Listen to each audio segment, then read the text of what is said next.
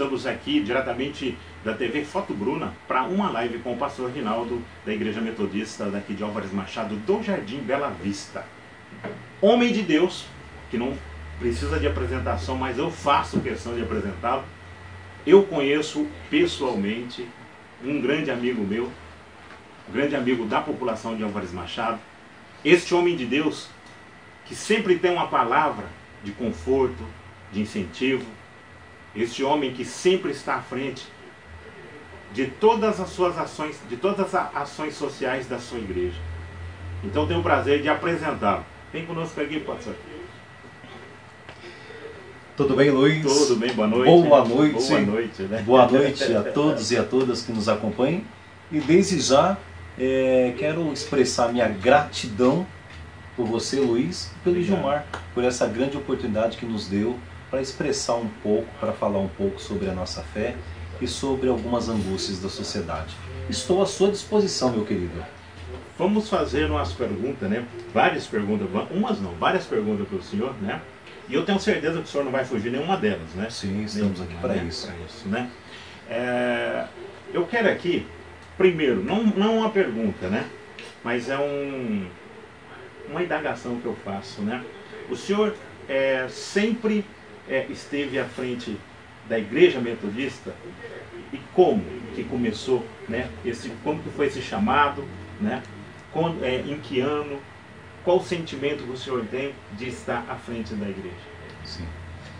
Para mim é uma alegria muito profunda poder servir a Deus e ao seu reino. O meu chamado aconteceu em meados dos anos 2000 e aí nós demos continuidade em todas as etapas que a igreja propõe na formação teológica. E isso veio se consolidando desde o ano de 2003. Nós começamos em 2003 o curso teológico e nós terminamos em 2011 com a formação na faculdade de teologia e com todo o período probatório. Aí você passa pela ordem, aí então eu me tornei pastor na Igreja Metodista. É um período mais ou menos de 8 anos, né? Mas eu servi na Igreja Metodista como evangelista, missionário designado e hoje como pastor da Igreja Metodista do Brasil, especificamente aqui em Álvares Machado, no Jardim Bela Vista. E é algo muito bom, inexplicável, porque você é vocacionado pelo próprio Deus. Você sente esse chamado, esse ardor no seu coração, essa chama que não se apaga, esse desejo que te inquieta, que te rouba o sono, que te arrebata a sua tranquilidade. Então, esse é o chamado de Deus. Aí eu disse, eis-me aqui, como o apóstolo Paulo disse, ai de mim se eu não pregar. Olha que coisa bonita, né? Pastor, o senhor sempre esteve em Álvares Machado, na época como evangelizador, ou o senhor saiu assim para Brasil afora, estado, até fora do país? Olha, a questão é o seguinte, eu nasci aqui em Álvares Machado. Eu tenho 42 anos de idade, eu nasci em Álvares Machado, a minha finada mãe Antônia Zorzato e o meu pai Romildo de Almeida. Nós somos de 7 filhos, 6 homens e uma mulher. Dentre eles eu sou o mais novo, né? E nessa cidade nós éramos muito pobres. A vida era muito difícil no passado, né? Muito difícil. A minha mãe comprava um par de quichute para cada filho e dizia, toma aqui, é para durar o ano inteiro. Né? E as pessoas ainda diziam de festa junina, né?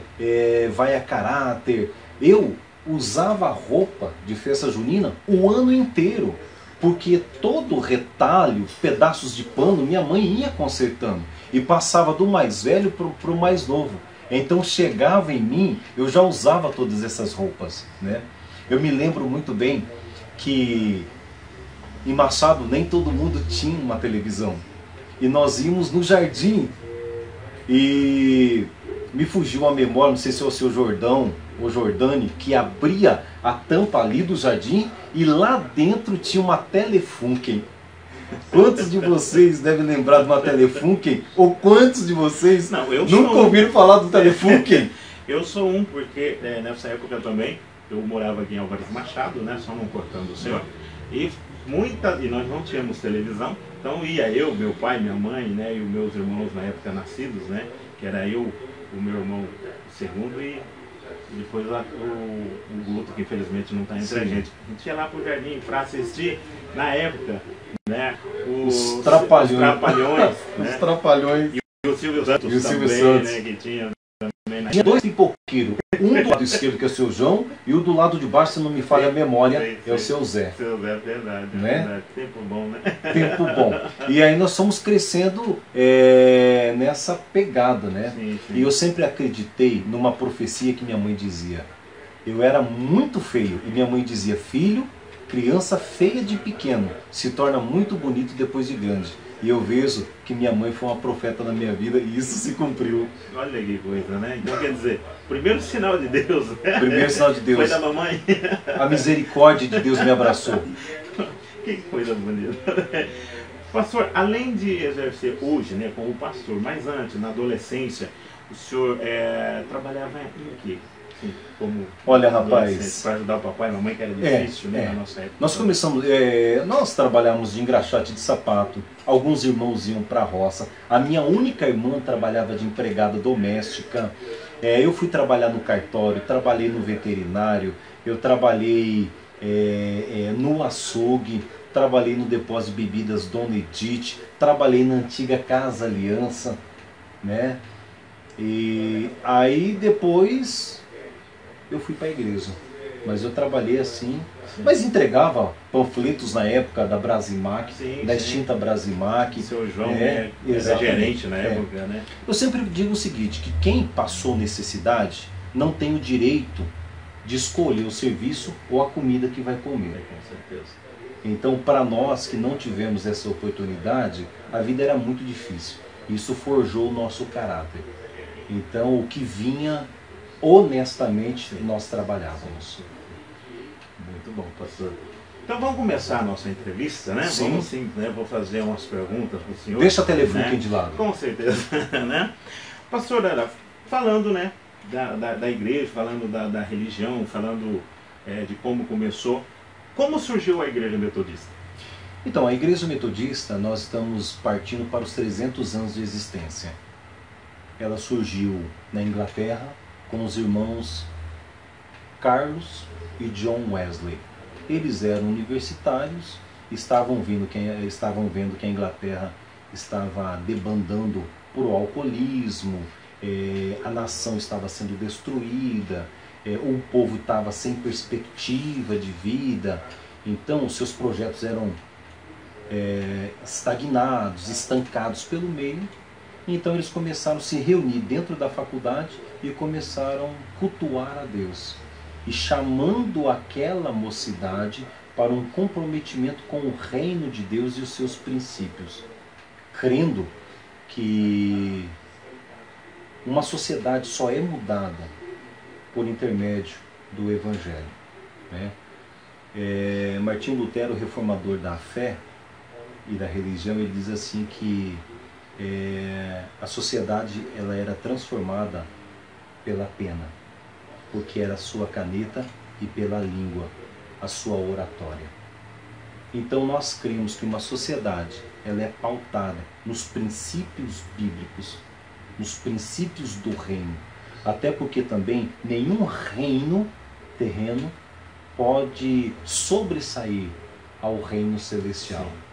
Então nós recebemos diretrizes de um reino que ele é infalível, ele é imutável, ele vem, o próprio Deus vem através de Moisés e dá as normativas para o povo seguir. Olha, mais um aprendizado que eu estou tendo. E é interessante que na antiga aliança de Moisés, antes de Moisés, Deus estabeleceu para o seu Israel 613 leis, porque acreditavam que cada lei fazia parte da parte do corpo humano. E então Deus, pela sua infinita misericórdia, só deu as tábuas do concerto, o decálogo, os 10 mandamentos. Para serem seguidos. Para serem seguidos. E não só seguido, mas vivido. Ser vivido também. Exatamente. Né? E praticado. Vivido também. Praticado. Né? E vocês foram vocacionados para atenderem a demanda da sociedade? Sim. Todo pastor e pastora metodista é vocacionado pelo próprio Deus para, no mínimo, tentar responder às angústias da sociedade, às suas crises, né? Às suas dificuldades. Então nós trabalhamos praticamente em todas as frentes. No Brasil, por exemplo, a Igreja Metodista trabalha muito na área da educação. Na África, em outros países, por exemplo, é na área da saúde. Então, a Igreja Metodista, antes de se estabelecer numa nação, eles estudavam primeiro qual era a necessidade daquela nação. E assim, então, entrava por essa situação. Por exemplo, se era educação, era a educação que eles começavam ensinar. Se é a saúde, eles começavam a investir na área da saúde. Se é na ação social, eles trabalhavam na ação social. Por isso que na Igreja Metodista nós somos desafiados a vivenciar. Nessa situação vocês têm que vivenciar, vocês têm que sentir Sim. a angústia do irmão. Qual tem sido a contribuição, né, do cristianismo para a humanidade?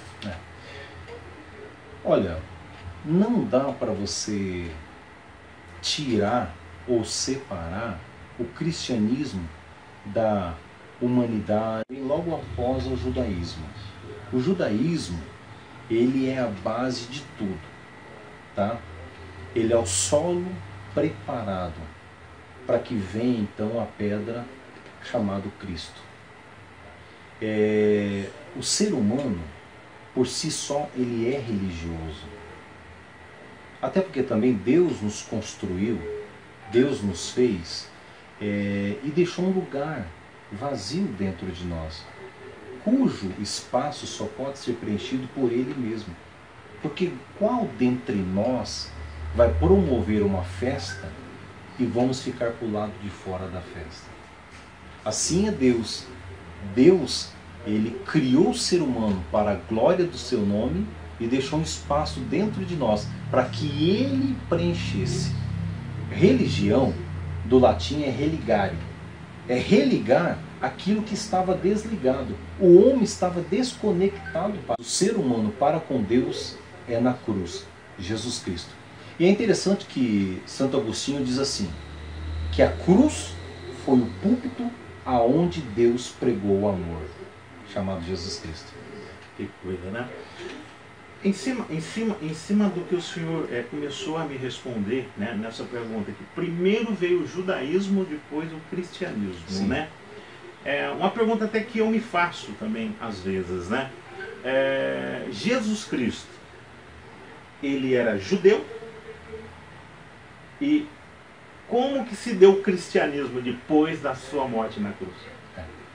Boa pergunta, Luiz.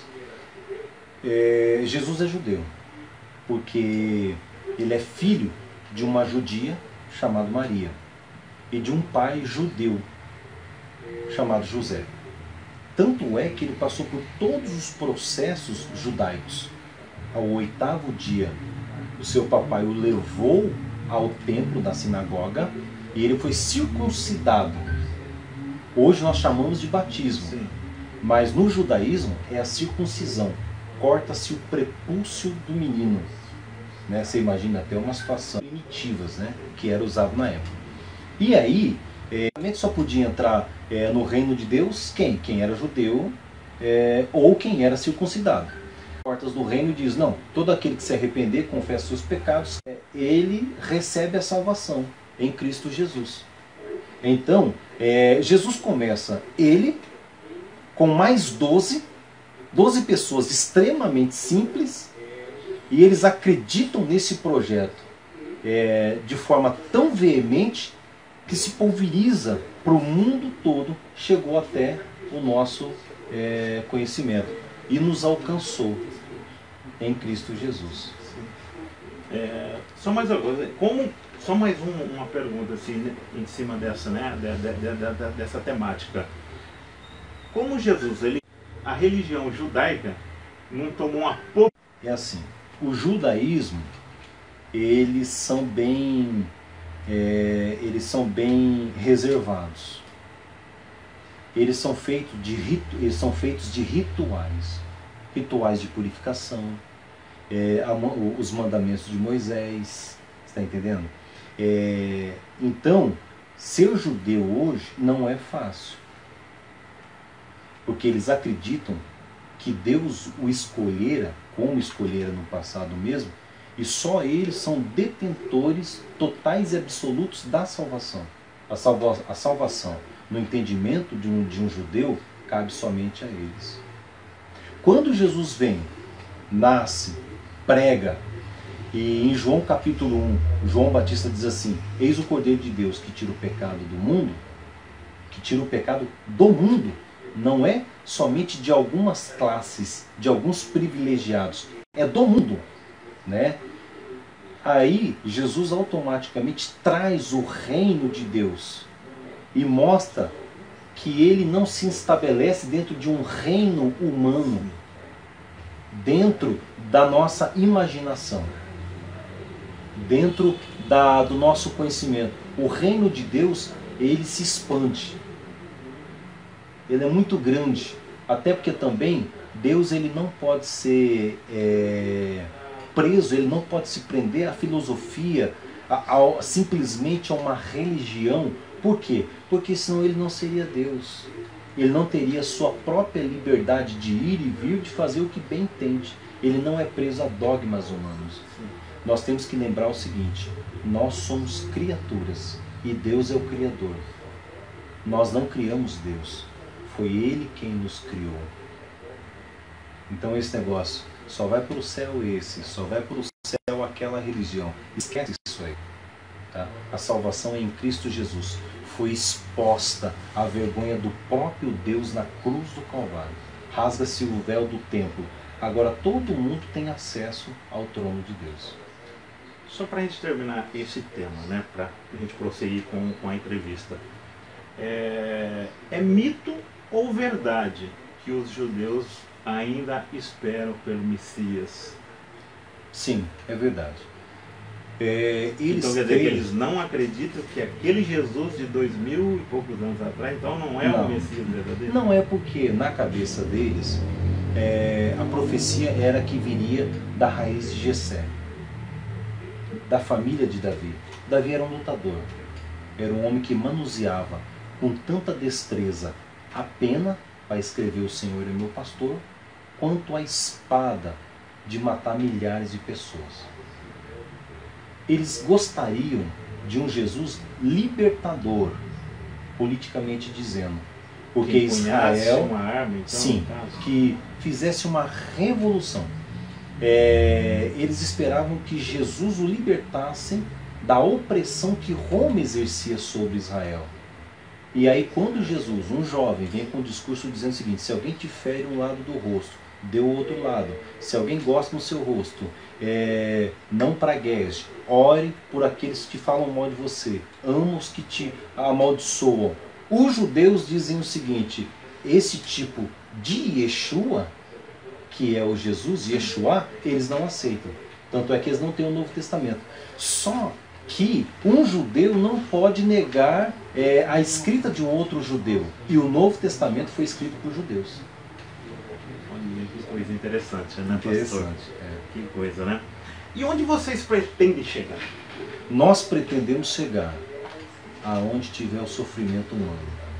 John Wesley ele diz uma frase fantástica: vai ao encontro daqueles que precisam de você e também vá ao encontro daqueles que não precisam de você.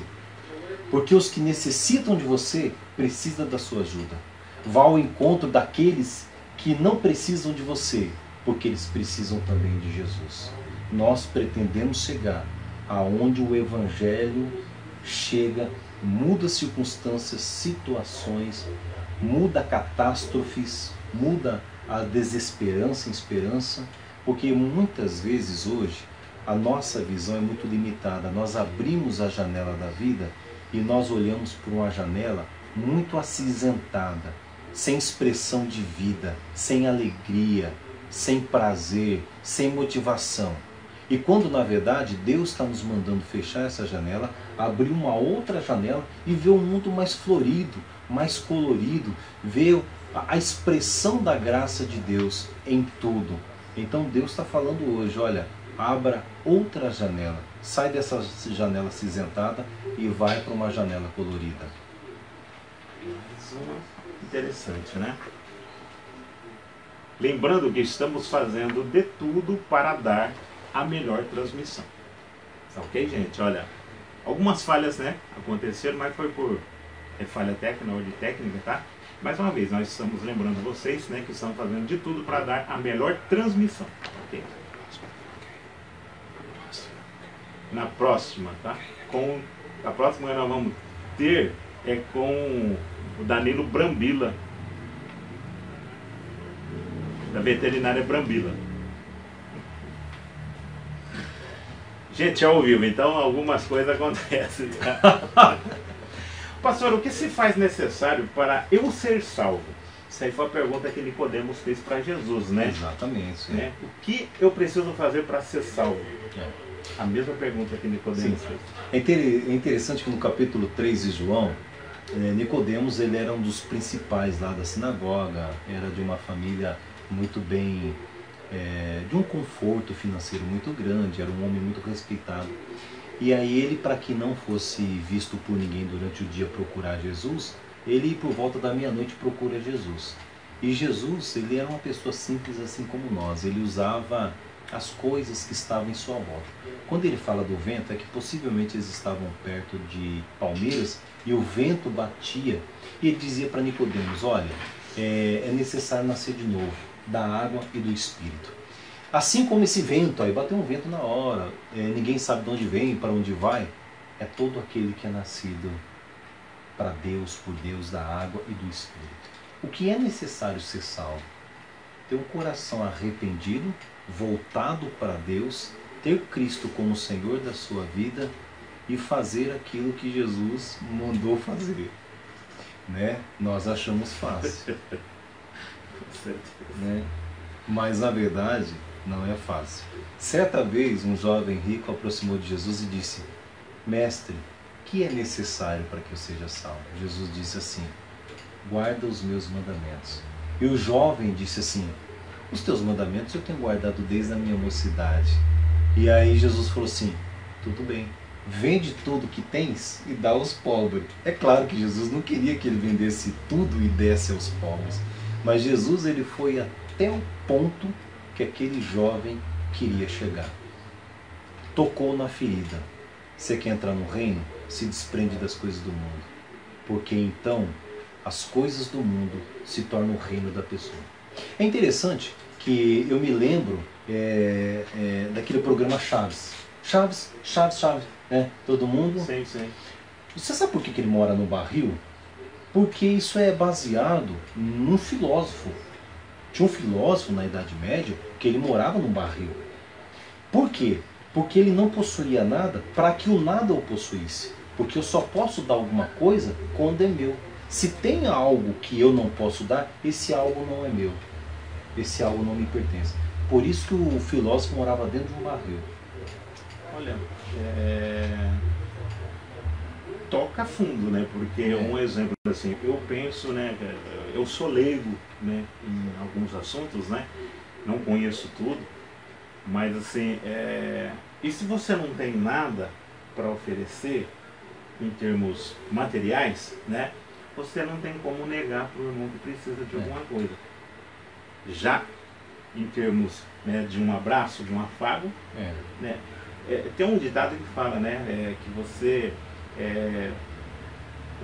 não, eu não, assim, agora não me vem na mente, mas eu falo assim, você não tem nada que possa oferecer, entendeu? Quer dizer, a gente tem alguma coisa, sim, né, para estar oferecendo para o nosso próximo, claro, né? Com certeza. Então, assim, é muito tocante o que o senhor acabou de falar, que Se eu não tenho nada de material, não tem ninguém miserável. Gente, miserável é aquele que não sim, consegue dar alguma coisa para o outro. É verdade. Né? Todos nós temos algo. Deus nos deu capacidades psíquicas, intelectuais, dons artísticos, para escrever livros, artesanais, é um monte de coisa. Todos nós temos dons e talentos. Para oferecer. Quando né? você coloca à Sim. disposição do outro, isso se torna uma bênção. Sim. Né? O senhor acredita no ser humano? Até o fim. Eu acredito no ser humano. Porque Jesus morreu acreditando no ser humano. A nossa versão, João Ferreira de Almeida, as últimas palavras do nosso Jesus Cristo, ele disse assim: Pai, está consumado. Mas na verdade, em hebraico está assim: Abba tetelestai. Tetelestai no hebraico significa está pago. Eles não devem mais nada. Aí é na hora que nós cremos que Jesus desceu lá nos calabouços do inferno, pegou a nossa cédula da dívida e rasgou. E disse: Pai, tetelestai, eles não devem mais nada. Se Jesus morreu crendo no ser humano, acreditando na remissão, no arrependimento, na conversão, eu não posso pensar diferente. Mas hoje, após 2000 anos, né, muito mais de 2000 anos, né, que o senhor acabou de falar, que Jesus ele desceu aos infernos e rasgou a nossa dívida, né? Nossa dívida, cédula da dívida. Né? Mas com tudo que está acontecendo hoje, com tudo, guerras, coisas absurdas... Luiz, mas o que me chama a atenção é o seguinte, não cortando a sua fala. Sim. Mas se você fazer um paralelo, não era tão diferente nos dias de Jesus. Também não era diferente. Não. Hoje nós temos os meios de comunicações.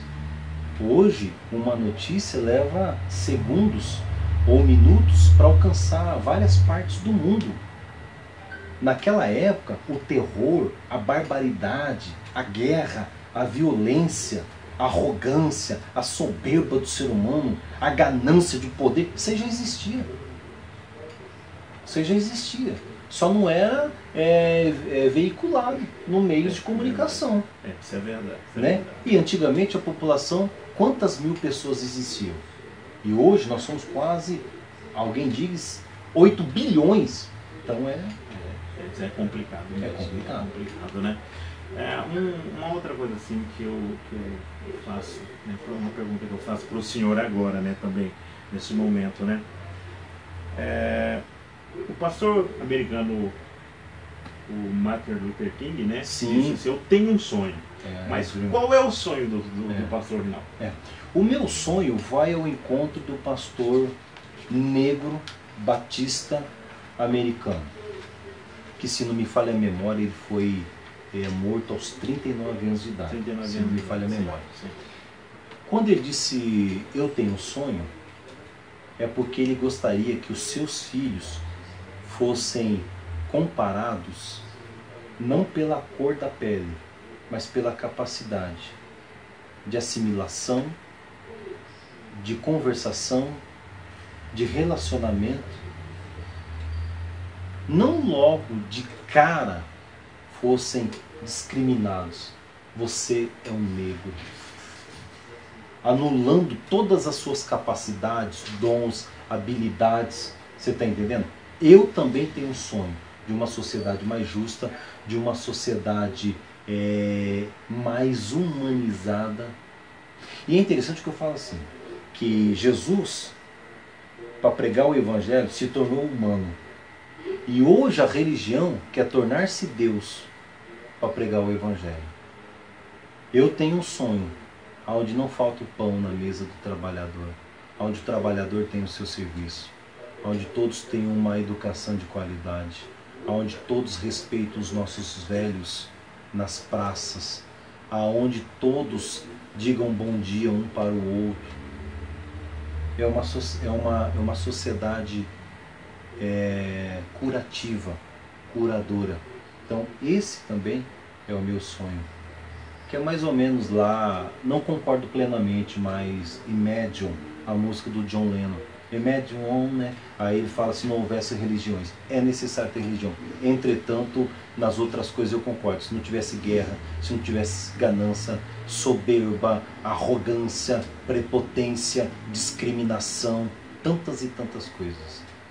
E que o ser humano, né, independente de raça, religião, né, que seja tratado com dignidade. Com dignidade. Né? Inclusive, até poucos anos se tinham escravos, né? E permita falar que o primeiro engenheiro negro no Brasil foi André Rebouças. Tanto é que no Rio de Janeiro tem uma avenida lá chamada André Rebouças. Ele foi engenheiro do exército, tal. São pessoas assim, você vê que são capacidades tremendas, né? São dons que eles têm. Então não precisa ser discriminado. Eles são pessoas de Deus. Sim, né? Porque a inteligência, o dom, ele independe, né, da cor, né? Depende.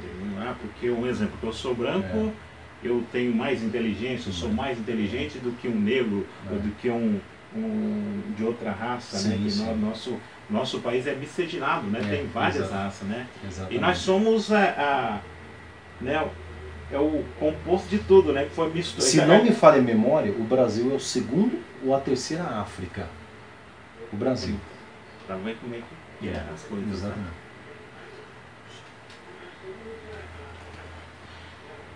Vamos falar de família agora? Sim. Como estão as famílias hoje? Olha, primeiramente eu quero dizer que eu sou casado com muita alegria, né, com a Michele. Há quantos anos? A Michele dos Santos Rodrigues Orzato. Há 20 anos. Certa vez perguntaram para mim, pastor, o senhor é muito bem casado? Eu falei, eu sou muito bem casado. Eu só não sei se a resposta da minha esposa vai ser a mesma. Mas eu acho que a recíproca é verdadeira. É verdadeira, eu tenho né? quase certeza, né? Mas o que o senhor acha, né? Acha inclusive, da família inclusive hoje. foi o Gilmar que filmou o nosso casamento, tirou foto. Era daquelas manivelas ainda. Há 20 anos atrás. Brincadeira, mas ele filmou e tirou foto, o Gilmar. Mas a família, ela é a base norteadora da sociedade. Ela é a base norteadora da sociedade. E hoje, infelizmente, famílias estão se desfacelando, se desintegrando. Os filhos, né, estão tomando outros caminhos. E aí é o complicado, porque a igreja começa em casa, né? Porque não adianta você cobrar dos seus filhos aquilo que você não é.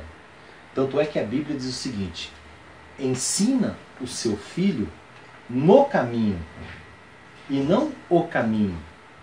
É para ensinar no caminho, é para você estar com ele. Não é para você falar para o seu filho, vai, não. É para você ensinar no caminho. Vem aqui, filho, que o pai vai te ensinar.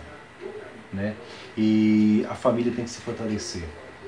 Não permitir que interferências externas venham para o interno.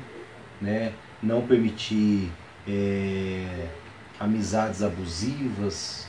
Você está entendendo? Sim, se intrometa, tal. Guarde, faça um jardim guardado da sua família. Sempre surpreenda a sua esposa. Faça caminho de bombom, fecha a porta da sala e deixa a porta da cozinha aberta. Compra um sonho de valsa, que geralmente vem 49, 50 bombons, e vai fazendo caminho. E aí você chega na cama e joga todo esse pacote de bombom sonho de valsa.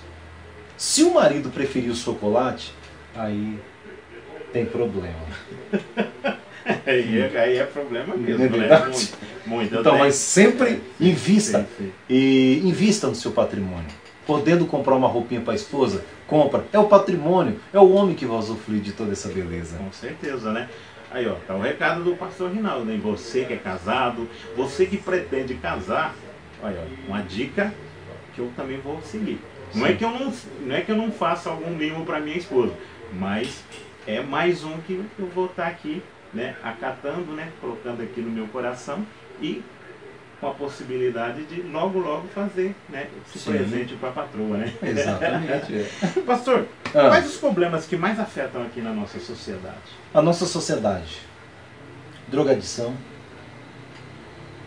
tá algo desenfreado, alcoolismo também, depressão. As pessoas estão com falta de perspectiva na vida, perspectiva na política, perspectiva de melhor, enfim, em todas essas áreas. E isso traz uma certa angústia para a sociedade. O senhor acha que nessa nossa sociedade os meios de comunicações, ou sim as redes sociais, né, que hoje, né, tá aí a todo vapor, ela veio mais para ajudar ou atrapalhar a nossa sociedade? Olha, já diz um escritor que todo ponto de vista é a vista de um ponto. O que acontece? Tudo na vida, se você for usar para o bem, vai ser muito bem sucedido. E eu vejo esses mecanismos, esses meios de comunicação sendo uma bênção. Usado de forma correta é muito, muito bom. Porque ela vem para denunciar, né, os descasos públicos, as demandas, vem para denunciar todo o uso errado do dinheiro público. Ela vem apontar problemas, mas de uma outra forma, num outro lado, ela também indica soluções. E quem está atrás desses meios de comunicação são pessoas inteligentes, né? Então, antigamente era mais fácil você governar um povo, porque hoje todo mundo tem um celular que grava nas mãos. Todo mundo tem a sua opinião, né? A E respeito de cada assunto, de cada coisa que acontece, né? O mundo ele é construído por formas diferentes de se enxergar. Certa vez tem uma passagem de um rabino, que o rabino viu uma criança comendo peixe e o rabino disse à criança: "Você gosta de peixe?" Ele disse: "Eu amo peixe." Ele disse: "Não, você não ama o peixe." A criança disse: "Eu amo peixe." Ele falou: "Não, você ama comer peixe e matar a sua fome. Porque se você amasse o peixe, você não estaria comendo." Bem, né? É bem inteligente, bem né? Inteligente bem inteligente da parte dele, né? Pastor, assim, vou sair um pouquinho da seara, no sentido assim, que a gente está falando a respeito, né, da religião. Vamos falar só um pouquinho de política, tá? Mas assim, vou fazer uma pergunta, sim, uma pergunta que não vai, né, não vai doer, tá? Não vai doer. Eu espero. Tá? Qual a vossa opinião de algumas religiões estar no meio da política? Eu concordo. Eu concordo porque é o seguinte: na Grécia só podia fazer política quem era inteligente. Política é para gente inteligente.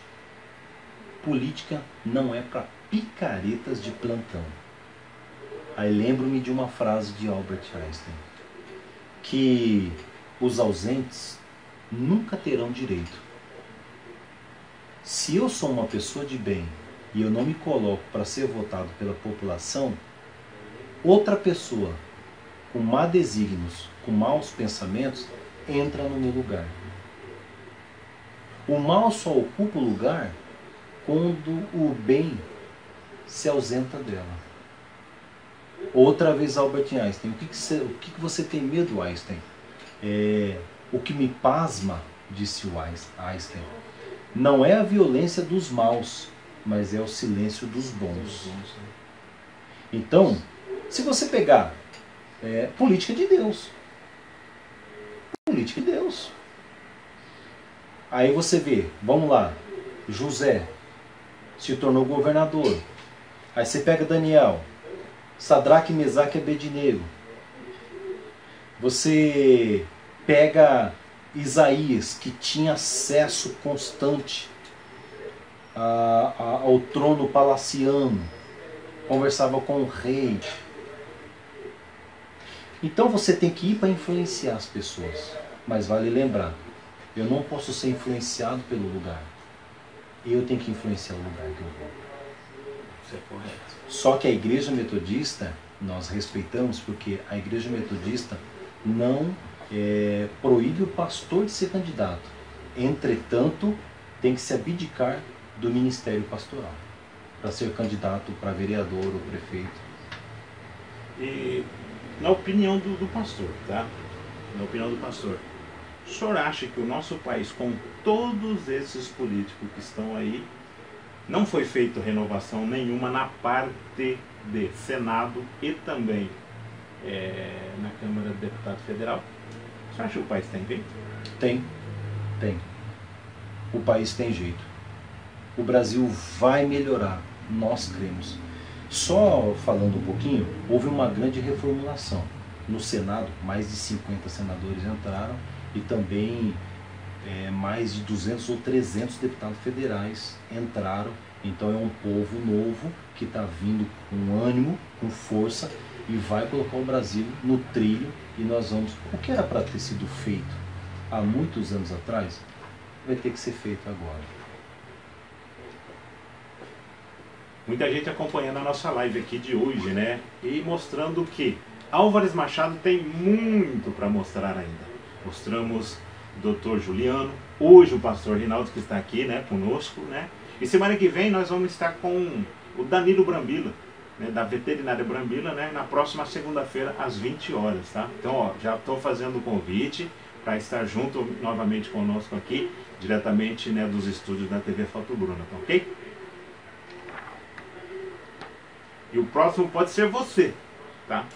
É só você entrar em contato conosco aqui.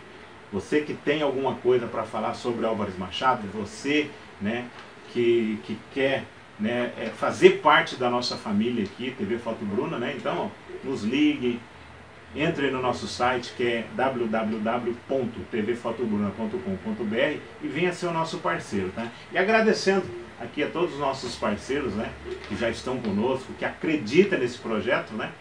E reforço o convite. Vocês que já estão conosco, continue. E você que ainda não está, é só ligar, né? Ligando para mim, tá? Ou pelo meu WhatsApp, que é 996663353. Falar com o Luiz Carlos. Estarei esperando a sua ligação e ligando no TV Foto Bruna falando com o Gilmar, tá ok? Continuando, né, pastor? Sim. Fazer um merchandising um pouquinho, né? Porque precisa. Com certeza, né? Eu sempre falo na igreja que para pregar o verbo, que é Jesus, precisa de verba. Sim, com certeza. Com certeza. Sem verba não se prega o verbo. Pessoal, vou fazer um convite para eles. Fazer, filho, à vontade. Igreja Metodista do Jardim Bela Vista, tem a Igreja Metodista Central aqui também, tá bom? Culto às 8 horas da noite, quarta, sexta-feira às 8 horas e domingo às 19h30 da noite e às 9 horas da manhã, Escola Bíblica Dominical. E um conselho, procure uma igreja mais perto da sua casa, tá bom? Independente de qual igreja seja, né? Procure Deus, uma igreja, né? Deus, ele não tem placa, né? Exatamente. Jesus, né? Jesus Até porque também, também, se placa fosse boa, não ficava pro lado de fora. Sim. Vou fazer uma pergunta, verdade. Olha, aprendi outra coisa, né? Então. Pastor, só um em cima da pra gente, é uma penúltima pergunta, depois vem a pergunta derradeira, né? A salvação, ela é única ou é coletiva? Sabe por que eu estou fazendo essa pergunta? Porque tem algumas pessoas, né, que se preocupam às vezes com a minha salvação do que com a dele próprio. Quer dizer, aquela coisa assim, ó, olha no quintal do vizinho. Em vez de ele ficar olhando o quintal dele, ele fica olhando para o quintal do vizinho. Nosso mato está grande, né? E às vezes esquece. A salvação, ela é coletiva ou ela é única? A salvação, ela é individual, mas ela é vivida no coletivo. Agora, quem fica olhando para a sua vida tem que tomar cuidado. Tem que tomar cuidado, é verdade. Então. Sabe por quê? Porque ele vai ficar. E você que não tem nada a ver com isso, você vai subir. Jesus vai voltar? Com certeza. Já dá para ouvir os passos do noivo. Olha que coisa, né? Então isso não é mito, é verdade. É a única data que está na agenda de Deus. A volta do seu Filho Jesus. Primeiro, ele desceu. É o processo da encarnação, não reencarnação.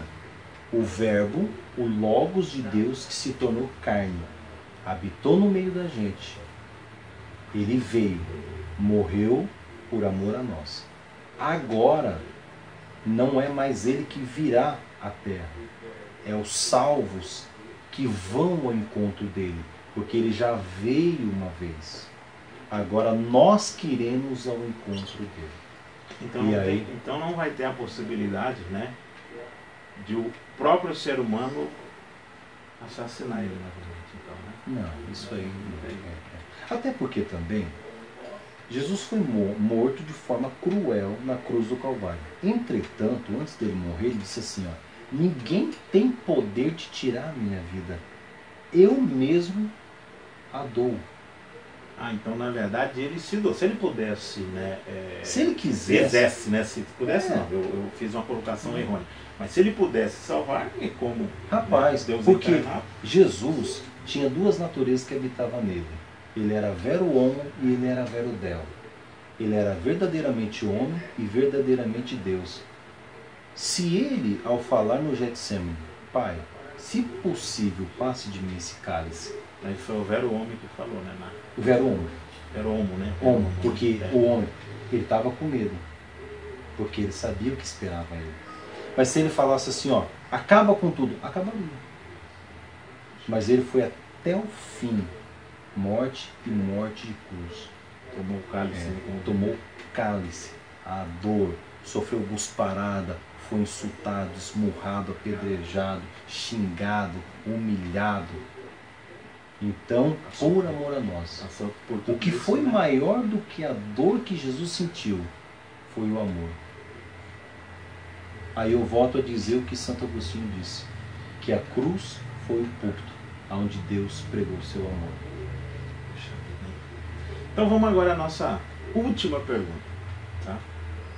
Essa pergunta, eu mesmo que abolei, tá? Assim, passei a semana toda, tá? Vem coisa aí. Que a maioria dessas perguntas aqui foi o nosso coordenador de áudio e vídeo, né? O editor-chefe, né? Então, essa última pergunta aqui foi eu fiz questão de elaborá-la e para estar fazendo para o pastor. Pastor, diante de todas essas tragédias que já aconteceu, e tomara que não aconteça mais, né, que já foram muitas nesse ano de 2019, isso tudo foi por arrogância e prepotência do ser humano ou já é um sinal de Deus? Rapaz, boa pergunta, hein? Brotou daí? Essa cabeça pequenininha aqui, de vez em quando pensa. Eu sempre acreditei que você é inteligente. Ó, John Wesley diz assim, a graça de Deus não nos torna irresponsáveis. Deus dá graça, mas o ser humano tem as suas responsabilidades. Se você pegar a tragédia de Brumadinho, já era uma catástrofe anunciada. Como a de Mariana também, né? Como a de Mariana também, tanto que foi faz 3 anos atrás e voltou a acontecer de novo. Se você pegar aqueles nossos jovens que tiveram as suas vidas ceifadas tragicamente lá no Flamengo, eram problemas que, humanamente dizendo, poderia ser evitado. Como a de Brumadinho, como a de Mariana também. Mas aí a questão é o seguinte, nós vivemos numa sociedade capitalista, tá? E onde nós só visamos dinheiro, onde eu quero me enriquecer às custas do trabalhador, da irregularidade, das brechas que as leis me dão, dos políticos que a minha empresa está ajudando a eleger, para que eles, chegando em Brasília, vão abrandar as leis para esse tipo de catástrofe. Então o que acontece? A graça de Deus não anula a responsabilidade do ser humano. Deus não perdeu o controle da vida humana, Ele é Senhor absoluto da história humana. Todavia, nós temos que ter as nossas responsabilidades, porque Deus não criou ninguém irresponsável.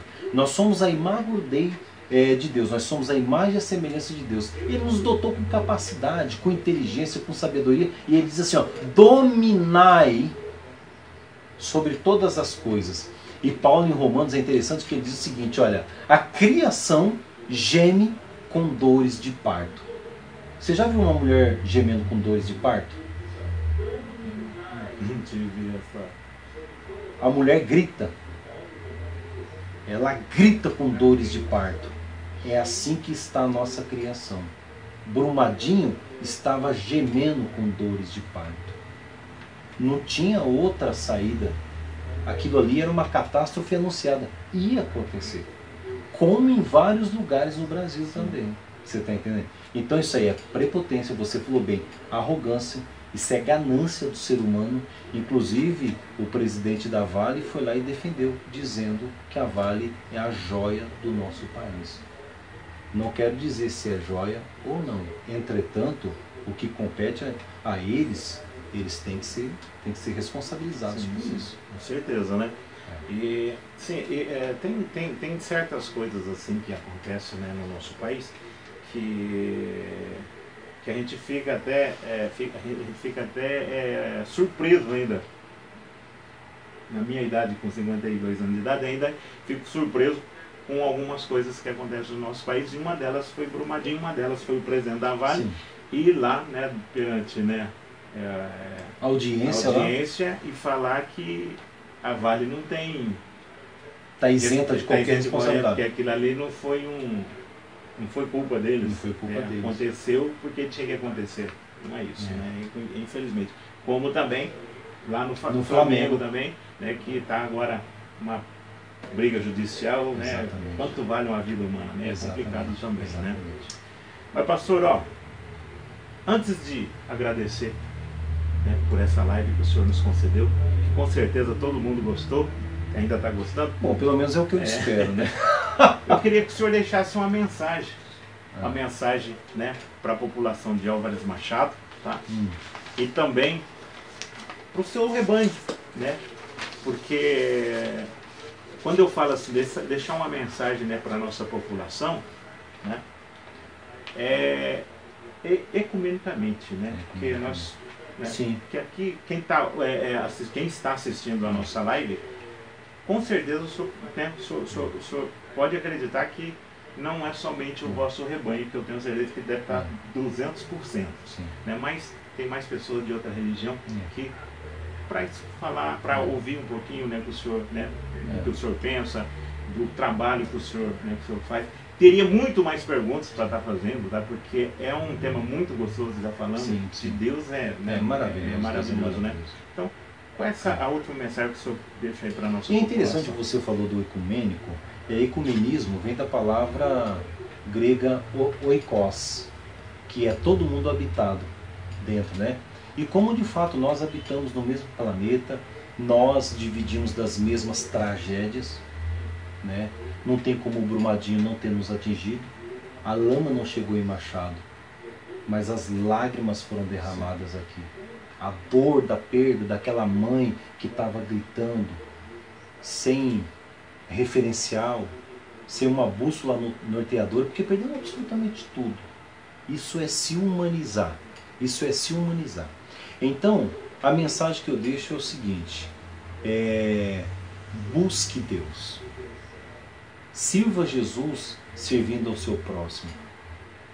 Religião não é para ser discutida, ela é para ser vivida. Bíblia não é para ser confrontada, discutida. Bíblia é para ser praticada. Tá?